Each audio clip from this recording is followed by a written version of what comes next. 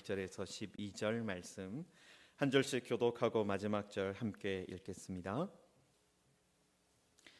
헤로드 왕 때에 예수께서 유대 베들레헴에서 나심에 동방으로부터 박사들이 예루살렘에 이르러 말하되 유대인의 왕으로 나신 이가 어디 계시냐? 우리가 동방에서 그의 별을 보고 그에게 경배하러 왔노라 하니 헤로드 왕과 온 예루살렘이 듣고 소동한지라.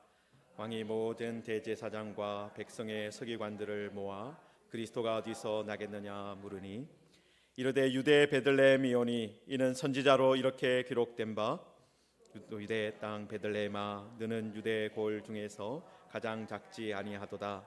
내게서 한 다스리는 자가 나와서 내 백성 이스라엘의 목자가 되리라 하였음이니이다. 이에 헤롯이 가만히 박사들을 불러 별이 나타난 때를 자세히 묻고 베들레헴으로 보내며 이르되 가서 아기에 대하여 자세히 알아보고 찾거든 내게 고하여 나도 가서 그에게 경배하게 하라. 박사들이 왕의 말을 듣고 갈새 동방에서 보던 그 별이 문득 앞서 인도하여 가다가 아기 있는 곳 위에 머물러 서 있는지라. 그들이 별을 보고 매우 크게 기뻐하더라. 집에 들어가 아기와 그의 어머니 마리아가 함께 있는 것을 보고 엎드려 아기께 경배하고 보배압을 열어 황금과 유향과 몰약을 예물로 드리니라. 그들은 꿈에 헤로데게로 돌아가지 말라 지시하심을 받아 다른 길로 고국에 돌아가니라. 아멘. 네, 오늘은 종교개혁 504주년입니다. 그러니까 1517년에 특히 오늘 10월 31일 마침 또 주일이 또 31일이 딱 되었는데요.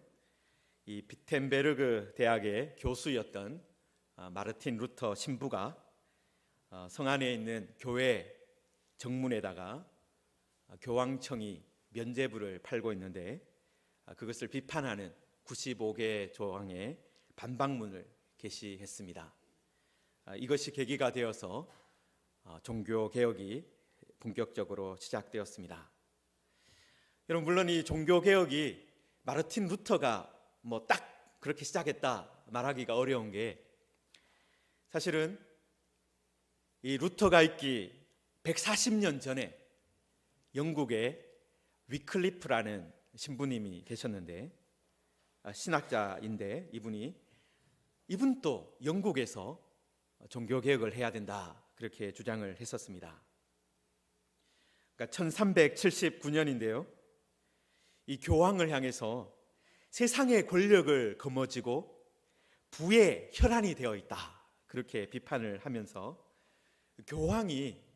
교회의 지도자인 교황이 지금 오히려 적그리스도가 되었다 그렇게 말을 했습니다.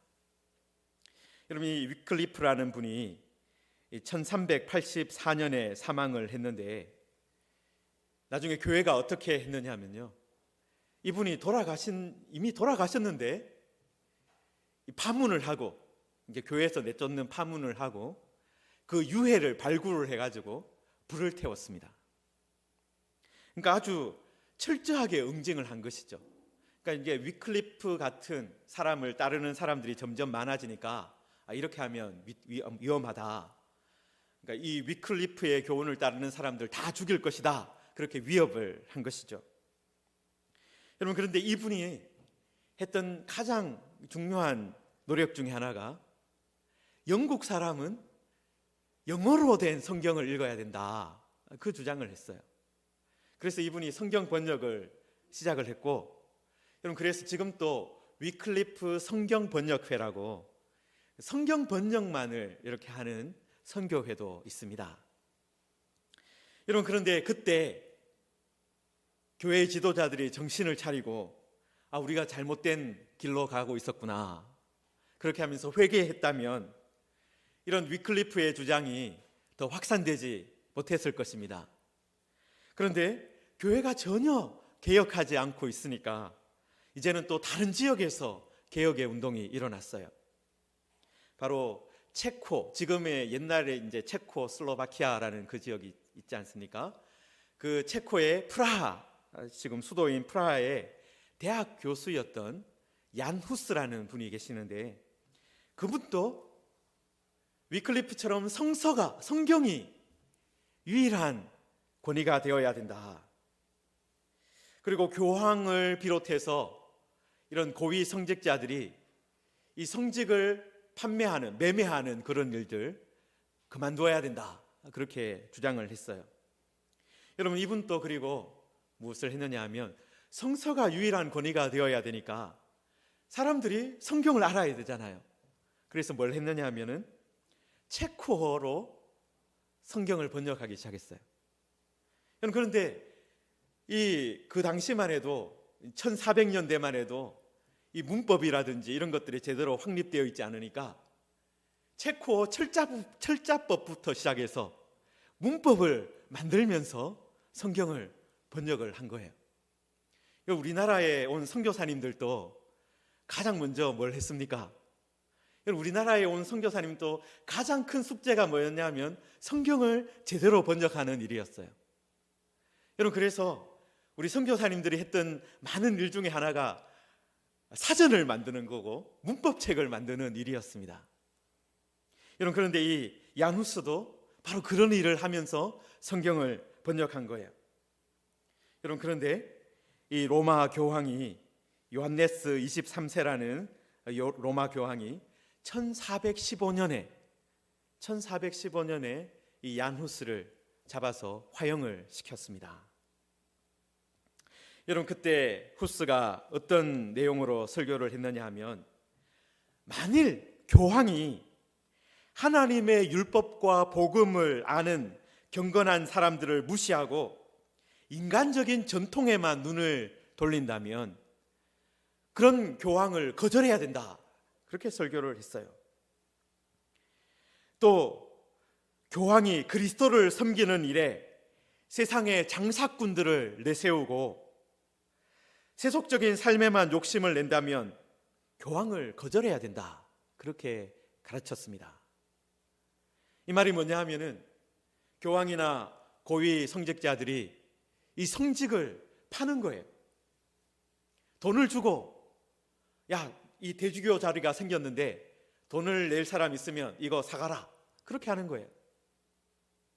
그런 일이 벌어진다면 교황을 거절해야 된다. 그리고 교황이 자신의 명령서를 통해서 구원을 필요로 하는 영혼들에게 하나님의 말씀을 탈취한다면 교황을 거절해야 된다. 그렇게 설교를 했습니다. 이게 무슨 말이냐 하면 하나님의 말씀이 있어요. 하나님의 절대 권위인 말씀이 있는데 불구하고 교황이 어떤 칙서를 내려서 그 하나님의 말씀을 가리는 일을 한다면, 하나님의 말씀을 오히려 가려버린다면 그것은 교황을 거절해야 되는 그런 시점이다라는 거예요. 여러분, 이렇게 후스가 설교를 했고 그것을 듣고 이제 교황이 후스를 파문하고 화형을 시켰습니다. 여러분, 그 일이 1415년인데요. 여러분, 그렇게 반대하는 사람마다 화형을 당하고 파문을 당하고 그렇게 하니까 이제 종교개혁은 이제 점점 사라지는가 했더니 여러분, 102년이 지난 후에 어떤 일이 일어난 거예요? 젊은 교수였던 마르틴 루터가 이 95개조의 반박문을 게시함으로 다시 종교개혁의 불길이 일어난 것입니다. 여러분, 이런 종교개혁은요, 다른 운동이 아니라 말씀으로 돌아가는 운동입니다. 복음으로 다시 돌아가는 운동입니다. 여러분, 지금 지난 주일에도 우리가 읽은 말씀이지만 이 마태복음 2장 1절에서 12절 말씀도 왜 개혁이 필요한가, 그것을 보여주는 말씀이기도 합니다. 여러분, 2000년 전에 예수님께서 오실 때 그 유대 종교의 중심이 무엇이었습니까? 성전이었고, 성전에서 말씀을 가르치고 또 제사를 지내는 제사장들과 서기관들이 유대 종교의 어떻게 보면 중심의 역할을 하고 있었습니다. 여러분, 제사장들은 하나님께 나아가는 의식을 담당하고 있었습니다. 제사라든지 그런 어떤 절기 때마다 하나님께 예배하는 그런 부분을 담당하고 있는 사람들이 제사장들이었고, 서기관은 하나님의 말씀을 기록하고 전달하고 전수하는 그런 일을 하고 있었습니다. 여러분, 그러니까 이 성전을 중심으로 해서 제사장과 서기관들이 일을 하고 있는 거예요. 중심적인 역할을 하고 있었던 거예요. 여러분, 그리고 그때 누가 유대 땅을 다스리고 있었습니까? 헤롯이 왕이 되어서 다스리고 있는데, 이 헤롯도 사실은 유대인이 100% 유대인이 아니라 이두메 사람이라고, 그래서 이렇게 정체를 조금 알 수 없는 여러 가지 피가 섞여 있는 사람이었어요. 로마 황제로부터 임명을 받았어요. 유대의 왕으로. 그러니까 헤롯이 이렇게 살펴보니까 유대인들이 자기를 달갑게 여기지 않는 거예요. 그리고 유대를 잘 관찰해 보니까 어떻습니까? 모든 일이 성전을 중심으로 돌아가고 있거든요. 내가 유대인들을 나의 백성으로 만들고, 또 내가 유대의 모든 어떤 고난이라든지 그런 것들을 이렇게 잘 그걸 관리하려면 이 성전을 내가 관리를 해야 되겠구나. 그렇게 하면서 성전을 지어 주었습니다. 그러니까 본래 성전이 있었지만, 스룹바벨이 재건한 성전이 있었지만 그것을 다시 정축을 한 겁니다. 그래서 예수님 오시기 전에 20년 정도 전에 이 성전을 이제 짓기 시작해서 외형은 9년 만에 완성을 했다고 해요. 그리고 이 헤롯의 성전이 이제 그 후에도 계속해서 이제 공사를 해서 예수님 오시고 나서 63년, 그러니까 예수님이 이미 돌아가시고 부활하시고 승천하신 후에 63년에 이제 성전이 완공되었습니다. 여러분, 그때 헤롯의 성전이 얼마나 컸느냐 하면 남북으로 450m, 동서로는 300m 그렇게까지 확장을 했습니다.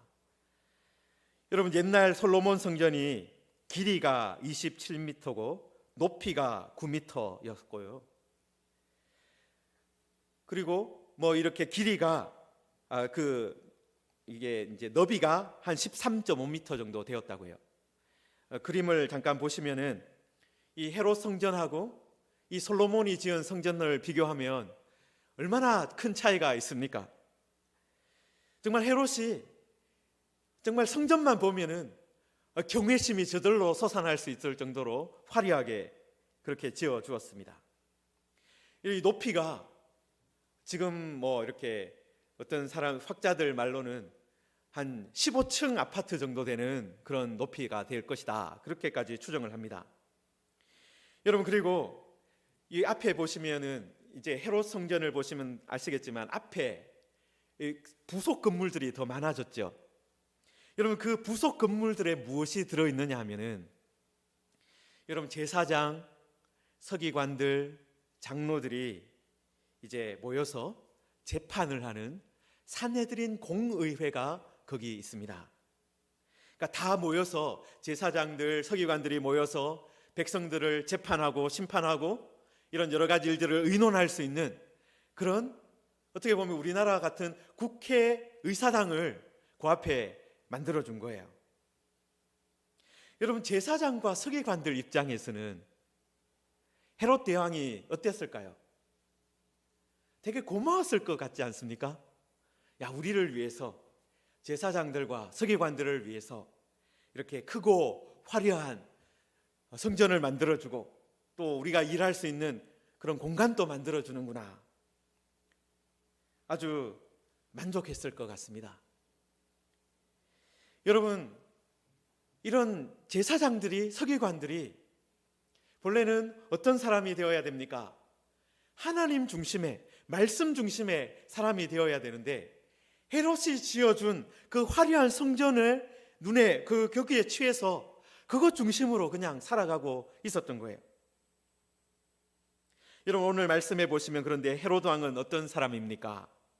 여러분, 7절 8절에 보시면 헤롯이 지금 예수님께서, 그러니까 유대인의 왕으로 어떤 사람이 태어났다, 그렇게 동방에서 온 박사들이 이야기를 하니까 어떻게 합니까? 이 서기관들, 제사장들을 불러가지고 예수님이 어디서 태어나는지, 유대인의 왕이 어디서 태어나는지 이제 들었습니다. 베들레헴에서 태어난다는 걸 들었습니다. 그리고 나서 동방의 박사들을 불러서 어떻게 합니까? 이에 헤롯이 가만히 박사들을 불러 별이 나타난 때를 자세히 묻고,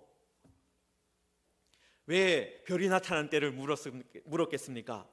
이게 동방에서 온 박사들이 이 예루살렘까지 오는데 시간이 제법 걸렸잖아요.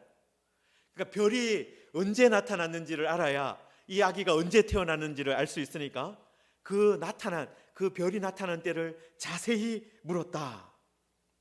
그리고 베들레헴으로 보내며 이르되 가서 아기에 대하여 자세히 알아보고 찾거든 내게 구하여 나도 가서 그에게 경배하게 하라. 여러분, 지금 헤롯이 어떤 생각을 가지고 있습니까? 정말 자기가 말한 대로 그 아기를 찾아서 경배하려고 묻고 있습니까? 그것이 아니라 우리가 13절 이후에 나오는 사건을 보면 그 아기를 죽이려고 했다는 것을 알 수 있습니다. 여러분, 그런데 이 헤롯이 이 7절과 8절에서 어떤 말이 반복되고 있어요? 자세히 알아보고, 자세히 알려달라고, 자세히 알아보고 찾거든 내게 고해라, 그렇게 말하고 있어요. 여러분, 지금 헤롯도 자세하게 알아달라, 그렇게 말을 하고 있습니다. 여러분, 그런데 헤롯은 이 자세히 알아보고 자세히 알려고 했던 이유가 이 하나님이 세운 유대인의 왕을 죽이려고 했던 것 때문이에요. 자신의 자리를 빼앗으려고 한다, 그렇게 생각했기 때문입니다. 여러분, 헤롯은 지금 어떻게 하는 거예요? 지금 앞서서 하나님의 말씀을 통해서 베들레헴이라는 곳을 알게 되었습니다.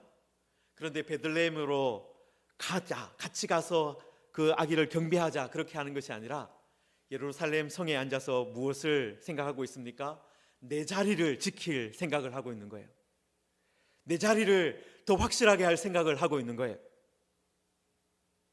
그 일을 위해서 말씀도 이용하고 동방의 박사들도 이용하려고 하고 있는 것입니다.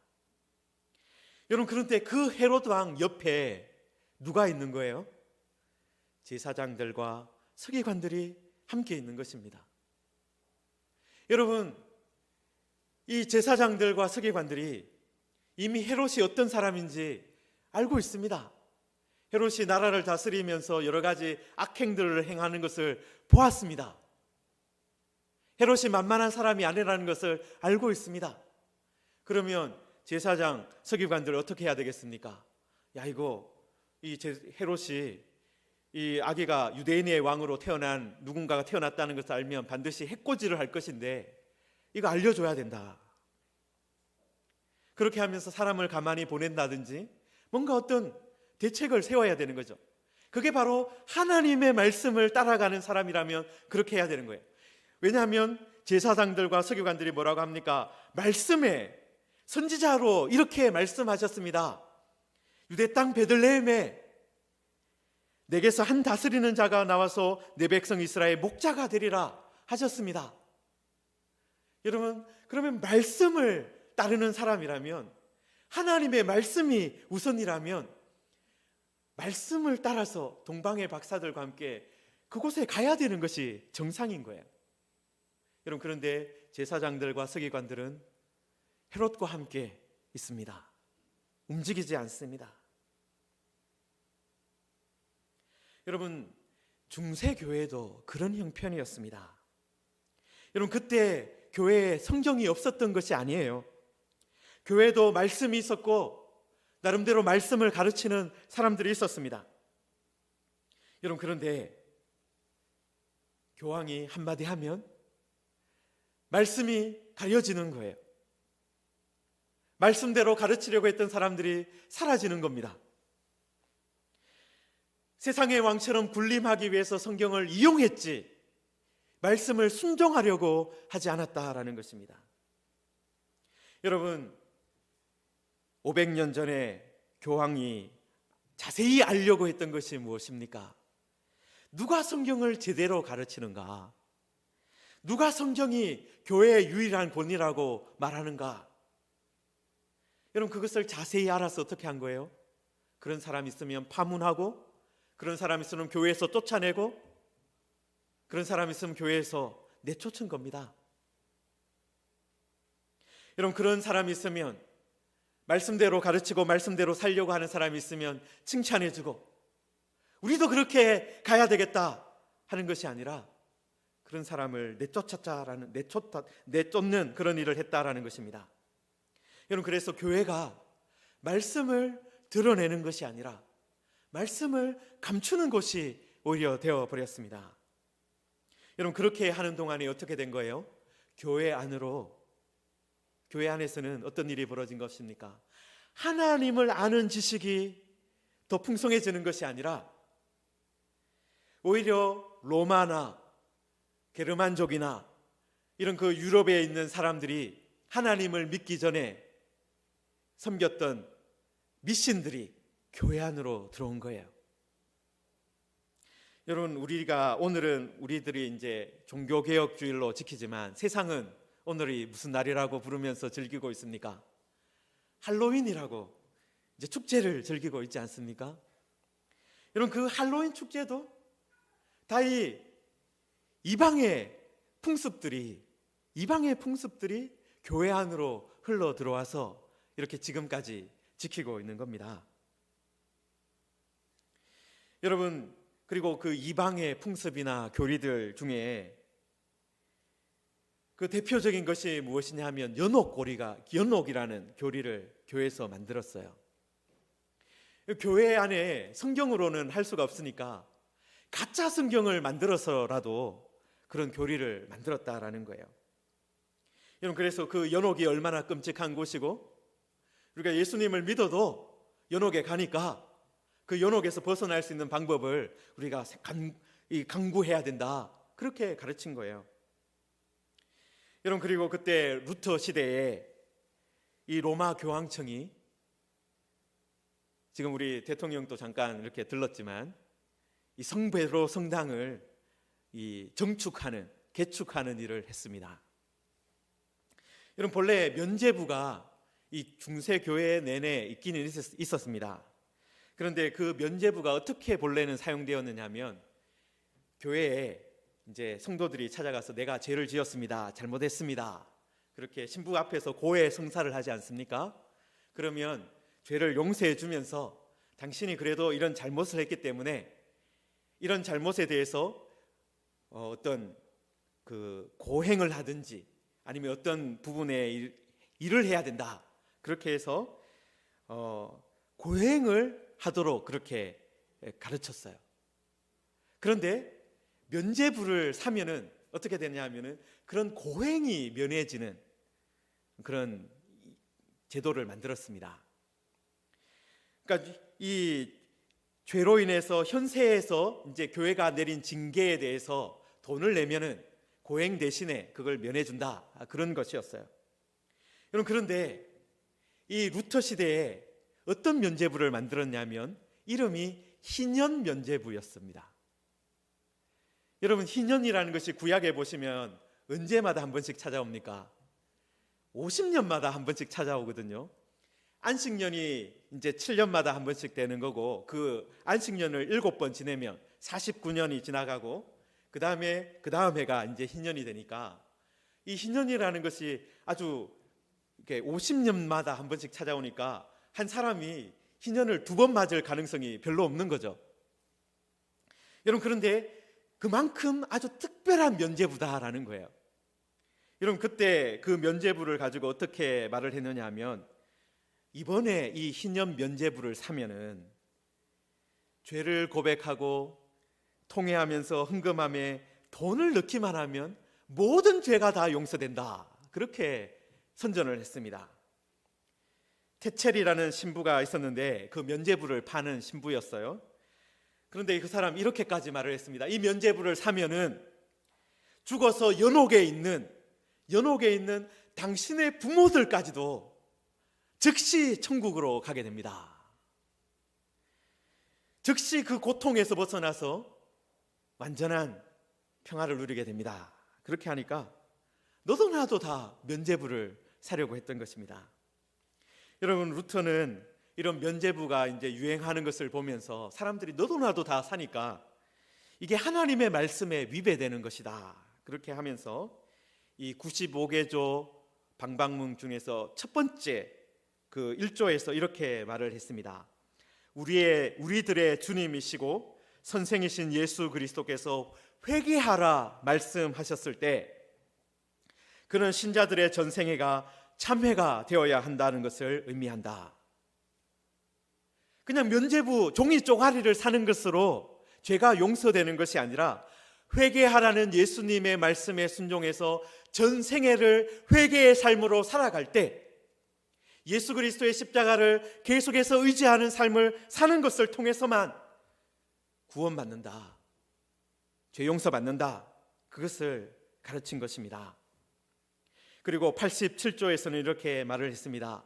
또한 완전한 참회로 충분한 사명과 속죄에 대한 편리를 가진 사람에게 무엇을 사하려 하고 무슨 영적 은혜의 참여를 주려는가? 그러니까 이미 예수 그리스도의 십자가를 믿으면 이미 다 용서받는데, 예수 그리스도를 의지하면 용서받는데, 그리고 회개의 삶을 살아가면 되는데, 그것이 아니라 다른 무엇인가 이 면죄부를 통해서 무슨 더 놀라운 편리를 더해 주려고 하느냐, 그것을 주장한 것입니다. 하나님의 은혜와 예수 그리스도의 공로를 의지하면 충분한데 여기에서 무엇을 더하려고 합니까? 그것을 주장한 것입니다.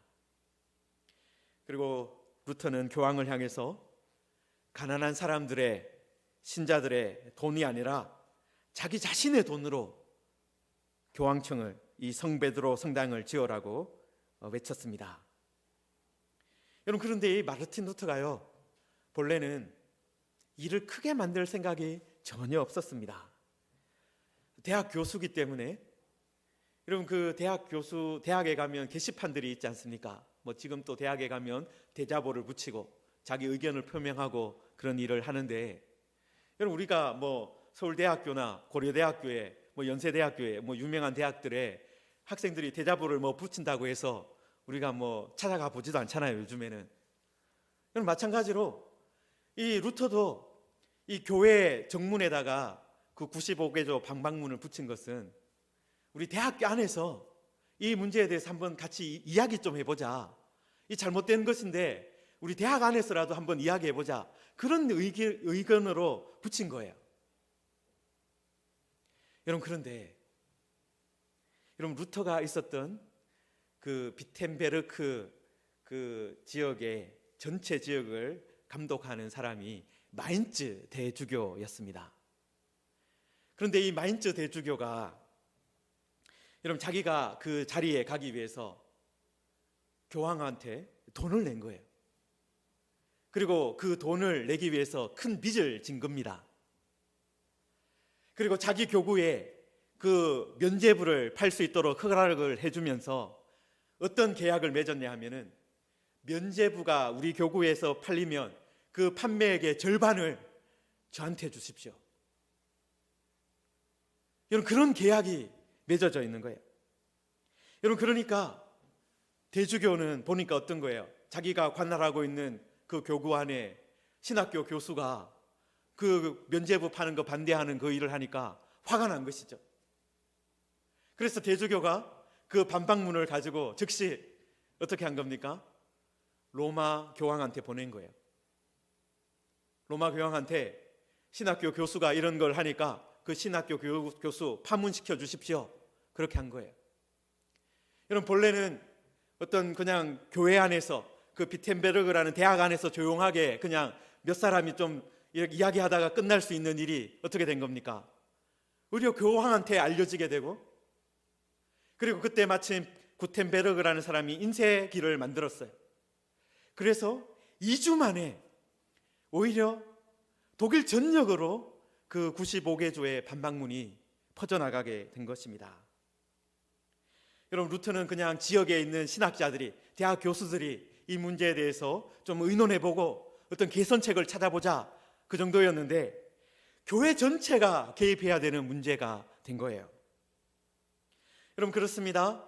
하나님은 때로는 작은 일을 통해서 교회 전체를 바꾸시는 분이시기도 합니다. 여러분, 오늘 읽은 본문에도 작은 아기를 통해서 어떻게 하셨어요? 온 세상을 하나님께서 구원하셨지 않습니까?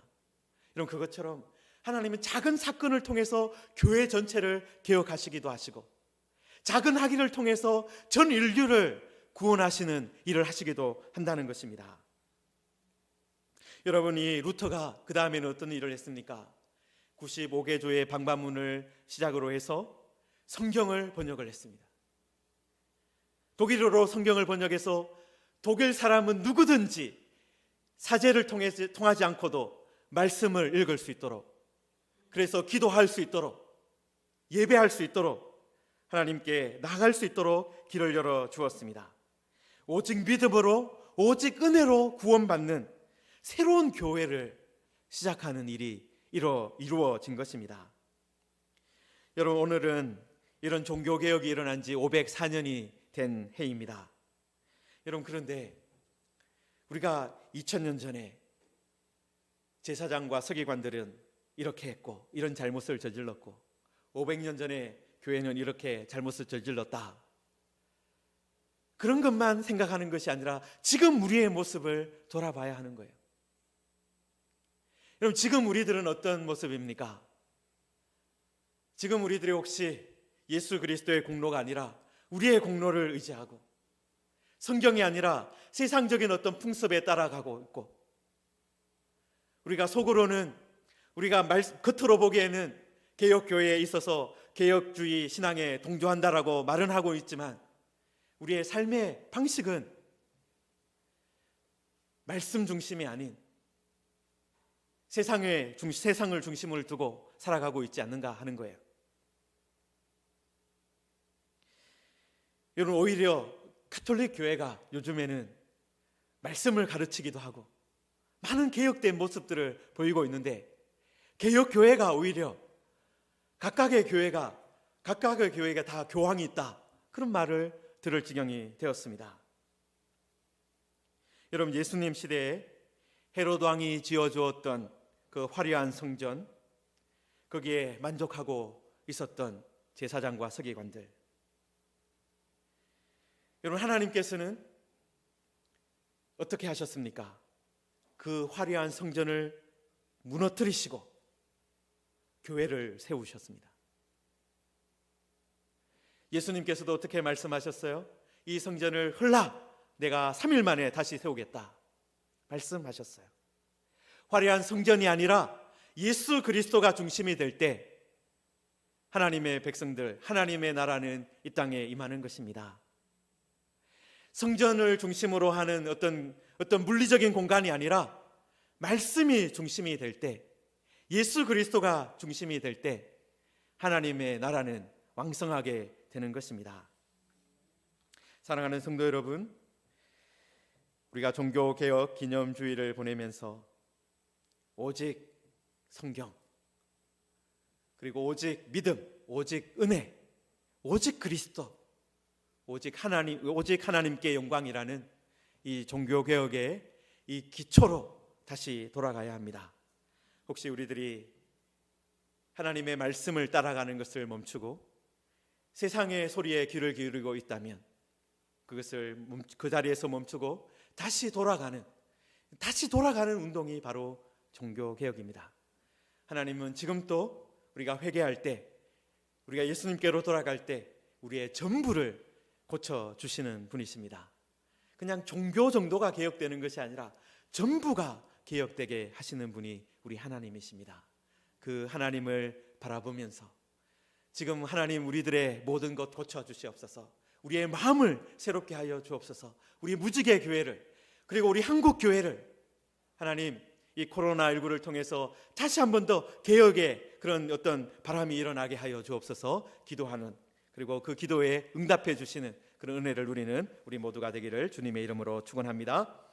이 시간 우리 말씀을 붙들고 기도하겠습니다. 예수님이 오실 때도, 그리고 500년 전에도 어둠의 시대였습니다. 말씀이 가려져 있는 그런 시대였습니다. 하나님, 다시 한 번 더 우리들도 오늘 이 종교개혁 기념주의를 기념하면서 다시 한 번 더 말씀으로 돌아가기를 원합니다. 말씀을 펼치기를 원합니다. 말씀을 아는 것에서 그치는 것이 아니라 말씀대로 살아가게 하여 주옵소서. 예수 그리스도의 사람으로 살아가게 하여 주옵소서. 오직 그리스도를 붙들게 하여 주옵소서. 우리 함께 말씀 붙들고 기도하겠습니다. 하나님 아버지, 주님의 은혜를 하나님 아버지 우리가 다시 회복하기를 원합니다. 하나님 아버지, 지금도 하나님 많은 사람들이 제사장과 서기관들처럼 하나님의 말씀은 알지만 움직이지 않는 하나님 그런 삶을 살아가고 있습니다. 하나님 아버지, 루터 시대 때 하나님의 말씀을 번역하고 그 말씀대로 순종하며 그 말씀대로 자신의 인생 전부를 드렸던 많은 사람들이 일어났던 것처럼 하나님 우리 시대에도 다시 말씀으로 돌아가고 말씀으로 인해서 다시 일어나는 사람들이 되게 하여 주옵소서. 하나님 아버지, 옛날에도 많은 사람들이 오히려 말씀을 덮어버리고 무지의 시대로 들어갔습니다. 여러분, 하나님 지금 또 우리가 말씀을 덮어버리고 우리 생각대로 살아가고 있지는 않은지 돌아봅니다. 하나님, 우리의 모든 잘못, 어리석음, 부족함을 바꾸어 주시기 원합니다. 다시 한 번 더 하나님의 은혜로 돌아가고 다시 한번 믿음으로, 다시 한번 은혜로, 다시 한번 주님께로 돌아가서 성경 중심의, 말씀 중심의 공동체, 말씀 중심의 하나님의 나라가 이 땅에 임하게 하여 주옵소서. 하나님께서